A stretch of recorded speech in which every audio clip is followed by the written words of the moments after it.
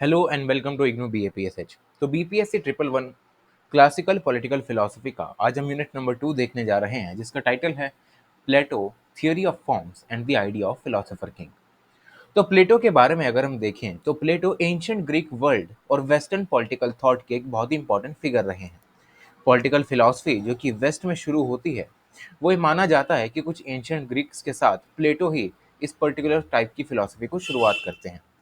प्लेटो उस समय की वेस्टर्न फिलॉसफी के बहुत ही बड़े एक इन्फ्लुएंशियल ऑथर माने जाते हैं, और ये सारी चीज़ें वो अपने डायलॉग्स में बताते हैं, जहाँ पर प्लेटो अपने आइडियाज़ और अपनी टेक्निक्स के बारे में बताते हैं जो कि उन्हें सिखाई थी उनके टीचर सॉक्रेट्स ने। तो सबसे पहले शुरुआत करते हैं थियरी ऑफ फॉर्म से।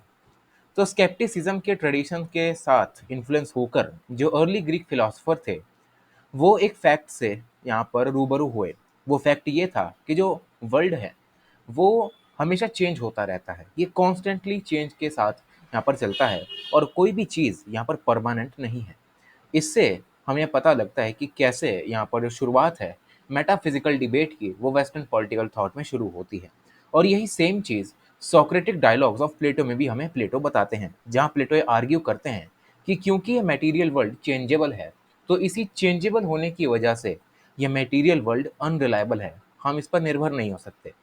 उनके अकॉर्डिंग इस अनरिलायबल वर्ल्ड ऑफ अपीयरेंसेस के पीछे एक world of permanence and reliability है, जिसे Plato the world of forms and the world of ideas के नाम से पुकारते हैं। अपनी इस डिबेट के कंक्लूजन में प्लेटो ये कहते हैं कि जो चीज़ आज के हम इस मटेरियल वर्ल्ड में देखते हैं, जिसे हम देख सकते हैं, जिसे हम सेंस कर सकते हैं, जिसे छू सकते हैं, वो बस एक कॉपी है एक परफेक्ट फॉर्म की, जो कि यहाँ पर वर्ल्ड ऑफ आइडियाज़ में एग्जिस्ट करती है। एग्जाम्पल के रूप में अगर हम देखें तो अगर मैं कहूँ आपको नॉलेज जो है, तो नॉलेज को अगर कोई छू सकता है तो आंसर होगा नहीं। हम उसे फॉर्म में देख सकते हैं, किसकी फॉर्म में? किताबों की फॉर्म में, न्यूज़पेपर्स की फॉर्म में, मैगजीन्स की फॉर्म में, PDF की फॉर्म में। तो ये चीज़ हमें यहाँ पर पता लगती है कि जो नॉलेज है वो भी एक कॉपी है परफेक्ट फॉर्म की, जो कि आज के टाइम पर जिसे हम रियलिटी मानते हैं। प्लेटो के इन्हें आइडियाज़ से हम ये देख सकते हैं कि ये सारी चीज़ें जो प्लेटो हमें बताने की कोशिश कर रहे हैं, वो बाय नेचर यहाँ पर चेंज होती रहती हैं। लेकिन प्लेटो हमें ये बताते हैं कि एक वर्ल्ड ऐसा भी होता है जिसका नाम है वर्ल्ड ऑफ आइडियाज, जो कि अनचेंजेबल है, एटर्नल है, इंटेंजिबल है, डिवाइन है और इनकॉर्पोरियल है। ऑन द अदर हैंड, जो फिजिकल थिंग्स आज के टाइम के मटेरियल वर्ल्ड में एग्जिस्ट करती हैं, वो चेंजेबल हैं, फाइनाइट है मतलब लिमिटेड हैं, परसेप्टिबल हैं, कॉर्पोरियल हैं, और ये सारी चीज़ें सिर्फ फॉर्म्स में ही हम देख सकते हैं, एब्स्ट्रैक्ट फॉर्म में इसे हम नहीं देख सकते। तो थियोरी ऑफ फॉर्म्स टिपिकली ये बिलीफ है प्लेटो का कि जो मटेरियल वर्ल्ड जिसमें हम रहते हैं वो हमें रियल नहीं लगता, बल्कि ये उस रियल वर्ल्ड की शैडो मात्र ही है, एक परछाई मात्र है, जिसको हम अपने नज़रिए से रियलिटी मानते हैं। ये है यहाँ पे प्लेटो की थियोरी ऑफ फॉर्म्स। प्लेटो के अकॉर्डिंग जो फिलोसोफर्स यहाँ पर इस तरीके से एबल होते हैं इस फॉर्म ऑफ गुड को कॉम्प्रिहेंड करने में थ्रू देयर इंटेलेक्ट, उन्हें प्लेटो ये कहते हैं कि वो होते हैं फिलोसोफर, और उन्हीं की वजह से एक बिलीफ निकल के आता है आइडियल सोसाइटी का, एक आदर्श समाज का, जहाँ प्लेटो दो रियाल्म में पूरे वर्ल्ड को बांटते हैं। पहला होता है मटेरियल वर्ल्ड ऑफ अपीयरेंसेस, जहाँ पर हर चीज़ इम्परफेक्ट है, हर चीज़ एवर चेंजिंग है, चेंज होती जा रही है। वहीं सेकंड, दूसरा आता है द वर्ल्ड ऑफ आइडियाज़, जहाँ पर हर एक चीज़ जो है वो रियाल्म में मतलब रियलिटी में एग्जिस्ट करती है, और वो कभी चेंज नहीं हो सकती, हमेशा परमानेंट रहती है। तो ये सारी चीज़ें अगर हम देखें तो एक वही इंसान समझ सकता है जिसमें इंटेलेक्ट हो और जो कंटेम्पलेशन है वो हो, क्योंकि ये सारी चीज़ों को समझना हर एक इंसान की बात नहीं होती। तो यहाँ जो प्लेटो है वो यही बता रहे हैं कि जो ट्रू और रिलायबल नॉलेज है वो उन्हीं लोगों के पास रहती है जो कि इस ट्रू रियलिटी को समझ चुके हैं, उसको कॉम्प्रिहेंड कर चुके हैं, और उसके हिडन मीनिंग्स जो भी एवरीडे लाइफ में हम ये देखते हैं उसको जान चुके हैं। यही लोग आगे जाकर फिलोसोफर बनते हैं। सो देयरफॉर इन सभी वर्ल्ड ऑफ फॉर्म्स को परसीव करने के लिए इंडिविजुअल्स को एक्सटेंसिव जो एजुकेशन है उससे यहाँ पर गुजरना पड़ेगा। और आइडिया ऑफ फॉर्म से हम ये समझ सकते हैं कि यहाँ से जो लोग निकलते हैं वो आगे जाकर बनते हैं फिलोसोफर किंग्स, जिनकी रिक्वायरमेंट होती है ट्रू रियलिटी को समझने के लिए, ताकि वो फॉर्म ऑफ गुड को समझ सकें और वेल इन्फॉर्म्ड रूलर्स की तरह एक आदर्श समाज, जो प्लेटो का आइडियल स्टेट का वो हमारा कंसेप्शन है, वो उसको इम्प्लीमेंट कर सके। अब हम बात करते हैं एलेगरी ऑफ केव्स की। तो एलेगरी ऑफ केव एक सॉक्रेट्स और उनके डिसाइपल ग्लूकॉन के बीच का एक डायलॉग है। इस डायलॉग में सॉक्रेट्स जो है वो ग्लूकॉन को ये बताते हैं कि हमें एक अंडरग्राउंड केव को इमेजिन करना है, जहाँ पर लोग जो हैं वो रह रहे हैं। अब उस गुफा में एक ही बाहर निकलने का रास्ता है, और वो भी बड़ा मुश्किल है। मोस्ट ऑफ द पीपल जो केव में रहते हैं उनमें से ज़्यादातर कैदी होते हैं, और उनको बांधा गया है बेड़ियों से, चैनों से। और ये इस तरीके से बांधे गए हैं कि इनका सर जो है वो सामने वाली दीवार पर स्टिक रहता है, और ना ही ये पीछे देख सकते हैं, क्योंकि इनके पीछे भी एक दीवार बनी हुई है। इससे ये अपने जो सर हैं उनको भी यहाँ पर टर्न नहीं कर सकते हैं। और इसमें होता क्या है कि जो इनके पीछे दीवार है वहाँ पर लगती है आग। अब जैसे ही आग लगती है तो वहाँ के आसपास घूमने वाले जो लोग हैं उनकी शैडोज उनके सामने वाली दीवार पर पड़ती है। जो भी सारी चीज़ें दीवार पे पड़ती हैं, कोई ऑब्जेक्ट को कैरी कर रहा है, कोई किसी चीज़ को कैरी कर रहा है, वो सारी चीज़ें वो प्रिजनर्स देखते हैं। उसके बाद जो भी कुछ बोलने की कोशिश करता है वो बोल भी ढंग से नहीं पाते, क्योंकि आवाज़ जो है वो गुफाओं में इको करती है और कुछ भी समझ में नहीं आता। तो इससे हम ये देख सकते हैं कि जो प्रिजनर्स हैं उनके लिए कुछ अंडरस्टैंड कर पाना बहुत ही ज़्यादा डिफ़िकल्ट हो जाता है कि क्या जो एक इंसान है वो कहना क्या चाह रहा है। तो ये सॉक्रेट्स इसके बारे में हमें बताते हैं। लेकिन अब होता क्या है कि जैसे ही अब जो हमारे एक कैदी हैं वो अब सॉलिड ऑब्जेक्ट्स को देखते हैं, ठीक है, उसके बाद वो बड़े कंफ्यूज हो जाते हैं, क्योंकि वो इस केव से बाहर निकल चुके होते हैं। और जैसे ही वो बाहर निकलते हैं तो उन्हें लगता है कि जो चीज़ मैंने इतने टाइम से देखी वो तो रियलिटी थी ही नहीं। जो मुझे दिखाया गया बस मैंने उसे रियलिटी मान लिया, और उसी के बिहाफ पे मैंने अपना वर्ल्ड व्यू जो है वो शेप कर लिया, और वैसे ही मैं सोचने लग गया। लेकिन जैसे ही उन्होंने उन बेड़ियों को तोड़ा, बाहर निकले, तो वो पेनफुली डैज़ल हो गए बाहर की ब्राइटनेस को देख के, और स्टन रह गए बाहर की खूबसूरती को देख के कि कैसे चाँद चमकता है, कैसे तारे टिमटिमाते हैं। ये सारी चीज़ें तो नीचे कभी होती ही नहीं थी, और जिसको मैं रियलिटी मान रहा था, वो रियलिटी के नाम पर कुछ भी नहीं था। रियलिटी तो वो है जब मैं इस गुफ़ा से बाहर निकल के इस पूरी दुनिया को देख रहा हूँ। ये है एलेगरी ऑफ केव। अब इसको समझते हैं एक इमेज के रूप में। तो ये है पूरी हमारी image of Plato's allegory of cave. तो यहाँ हम ये देख सकते हैं, ये जो कैदी हैं बैठे हुए हैं, इनके पीछे एक दीवार है, यहाँ पर आग लगी हुई है। अब यहाँ पे आसपास घूमने वाले लोग अपने हाथों में कुछ पुतले लेके घूम रहे हैं। और जैसे ही इनकी परछाई सामने वाली दीवार पर पड़ती है तो इन कैदियों को लगता है कि यही सच है, ये घोड़ा है, बल्कि ये तो घोड़े का पुतला है, यही एक मटका है तो मटके का पुतला है। वहीं यही एक हंस है तो हंस का भी एक पुतला है, तो इसकी ये परछाई को सच मान लेते हैं। लेकिन जैसे ही एक जो कैदी है वो बाहर निकलता है अपनी इन बेड़ियों को तोड़ के, तो बाहर निकल के जैसे ही वो सूरज की ओर देखता है वो बहुत ही ज़्यादा कन्फ्यूज़ और डैज़ल हो जाता है कि ये सब तो मैंने कभी देखा ही नहीं। जिस चीज़ को मैंने रियलिटी माना वो बस एक परछाई मात्र थी, बल्कि रियलिटी तो इससे कुछ और ही है। ये है हमारी theory of allegory of caves. तो एलेगरी ऑफ केव एक बहुत ही डीप मीनिंग थियरी है, जहाँ पर जो वैरायटी है सिंबलिक सजेशंस की वो हमें दिखाई देती है। जहाँ पर डार्क केव सिंबलाइज करती है कंटेम्प्रेरी वर्ल्ड ऑफ इग्नोरेंस को, जहाँ पर हर चीज़ को जो सामने आ रहा है उसे ही रियलिटी मानकर उसके पीछे सोचने की कोई कोशिश करता ही नहीं, और वो इग्नोर रहता है। दूसरा, जो चेन्ड पीपल हैं वो सिंबलाइज करते हैं इग्नोरेंट लोगों को, जिनके बस का नहीं है किसी भी चीज़ के बारे में उसके बियॉन्ड जाके सोचने का। उसके बाद जो रेज्ड वॉल है, मतलब जो खड़ी हुई दीवार है, वो सिंबलाइज करती है उनकी थिंकिंग पर लगी हुई लिमिटेशंस को। वहीं जो शैडो उनके सामने पड़ रही है वो सजेस्ट करती है वर्ल्ड ऑफ सेंसरी परसेप्शन को, जिसे प्लेटो एक इल्यूजन मात्र कहते हैं। तो प्लेटो ये कहते हैं कि जो वर्ल्ड हमारे सामने अपीयर हो रहा है वो एक इमिटेशन है रियल वर्ल्ड का, मतलब एक शैडो है। ये शैडो रिप्रेजेंट करती हैं लिमिटेशंस को, हमारे दिमाग की लिमिटेशंस को, कि ये चीज़ें जो हम देख रहे हैं हम इनके पार सोच ही नहीं पा रहे हैं, और ये हमारी सबसे बड़ी लिमिटेशन है। जो रियलिटी है वो तभी हमें पता लगती है जब हम स्पिरिचुअल नॉलेज को अटेन कर लेते हैं। यहाँ पर जो चेंज हमें दिखाई दे रही हैं वो मटेरियल वर्ल्ड की लिमिटेशंस हैं, जो कि हमें रोक रही हैं ट्रू रियलिटी को जानने से। और वहीं जो आउटर वर्ल्ड की लाइट है वो सिंबलाइज करती है स्पिरिचुअल रियलिटी को, जो कि हम तभी अचीव कर सकते हैं जब हम इन मटेरियल वर्ल्ड से बाहर निकलेंगे। तो लास्ट में जो एलेगरी ऑफ केव है उसके बारे में हमें बताया गया है कि प्लेटो यहाँ पर ह्यूमन के लिमिटेड एग्जिस्टेंस को यहाँ पर क्रिटिसाइज करते हैं, जो कि मटेरियल वर्ल्ड में एग्जिस्ट करता है, जहाँ पर ह्यूमंस को ये लगता है कि जिस मटेरियल वर्ल्ड में वो रह रहे हैं, कि जिस चीज़ को वो छू सकते हैं, जिस चीज़ को फील कर सकते हैं, जिस चीज़ को सेंस कर सकते हैं, देख सकते हैं, सिर्फ वही सच है। तो ये ह्यूमंस का सबसे बड़ा एक लिमिटेशन है। जैसे कि आज के टाइम पे अगर मैं एग्जांपल लूँ, तो अगर मैं कहूँ कि आपके और मेरे बीच में कौन है, तो आप कहेंगे कोई भी नहीं है। मैं हूँ, मेरा फ़ोन है, फ़ोन में वीडियो चल रही है, तो बस हम दोनों ही हैं और क्या है।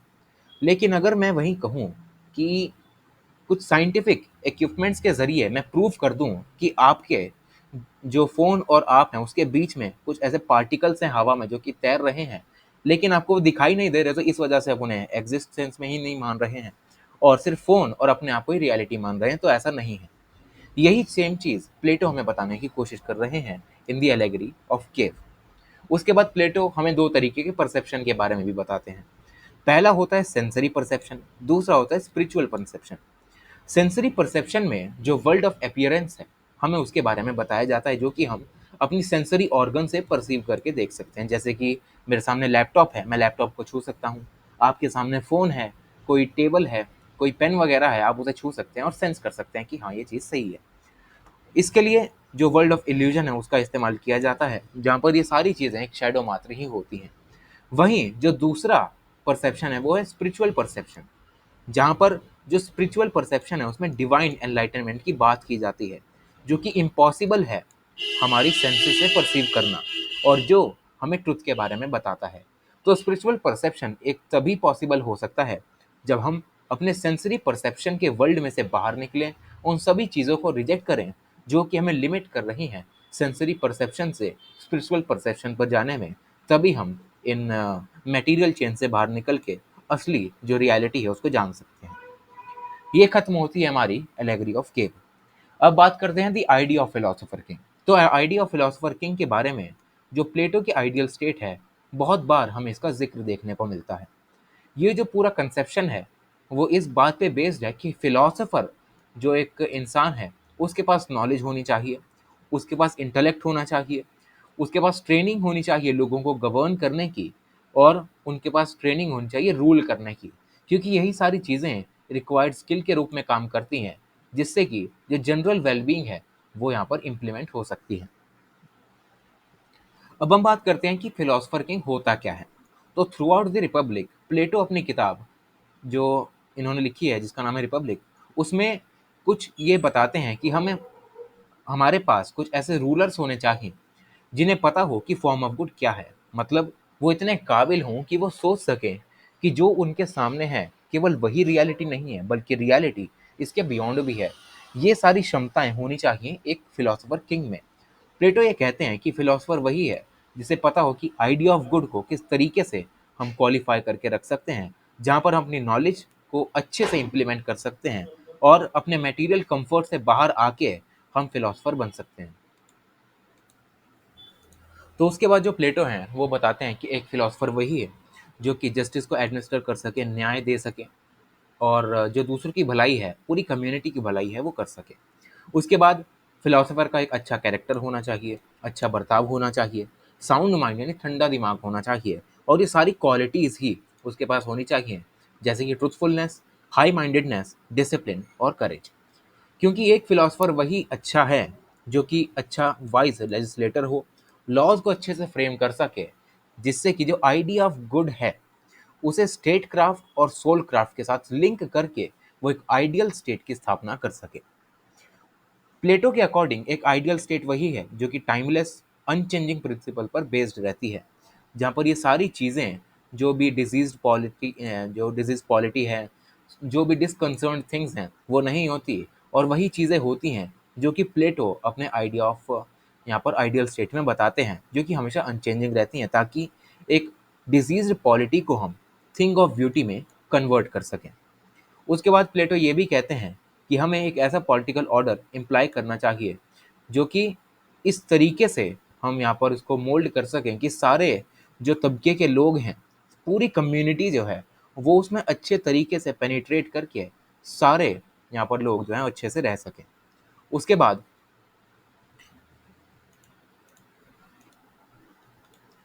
जो प्लेटो हैं वो ये कहते हैं कि रूलर को यहाँ पर अच्छी खासी नॉलेज होनी चाहिए थियरी ऑफ फॉर्म्स की, ताकि जो वो नॉलेज है वो एक सिग्निफिकेंट कंसर्न बन सके उस पर्टिकुलर स्टेट का।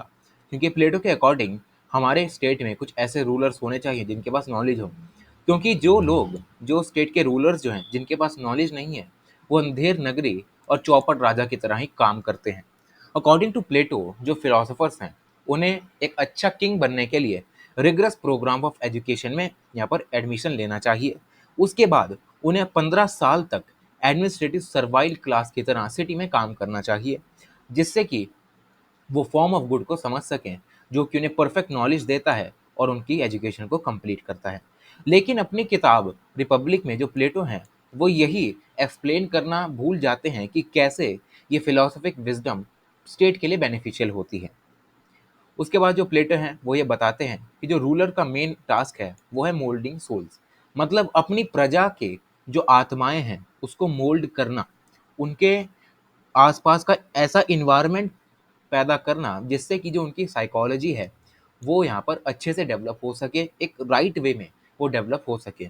उन्हें पता होना चाहिए कि किस तरीके की मेंटल और फिजिकल ट्रेनिंग उन्हें देनी चाहिए डिफरेंट टाइप्स ऑफ पर्सनैलिटीज़ को, ताकि इन सभी डिफरेंट टाइप्स की पर्सनैलिटीज़ को हम अच्छे से उनके मेरिट्स के अकॉर्डिंग उनसे अच्छे से काम निकलवा सकें और एक जो स्टेट है उसे पावरफुल बना सकें।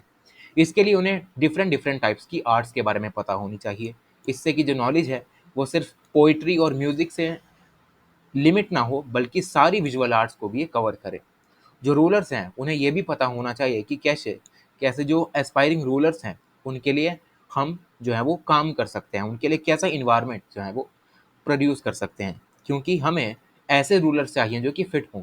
क्योंकि जो अनफिट रूलर होते हैं उन्हें यही नहीं पता होता कि रूल कैसे करना होता है, और इन्हीं को एलिवेट करने के लिए सुपीरियर पोजीशंस पे जो है वो यहाँ पर हमें ऐसा इन्वायरमेंट प्रोड्यूस करना चाहिए जो कि जो लोग हैं वो यहाँ पर अच्छे से अपने आप को सेल्फ डेवलप कर सकें और अपने आप को एक फिलोसफर किंग बना सकें।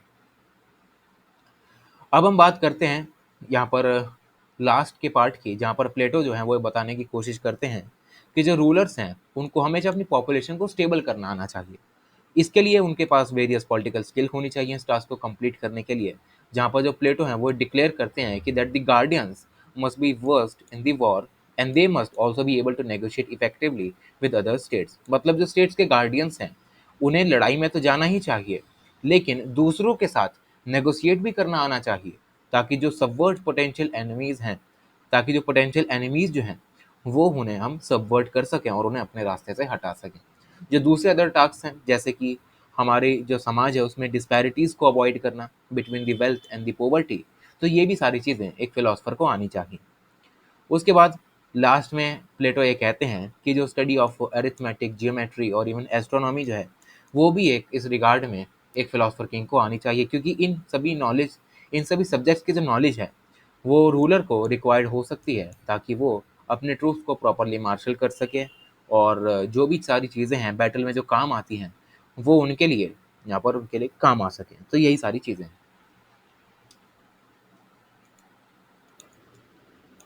तो अब हम बात करते हैं ideal state and the role of philosopher की।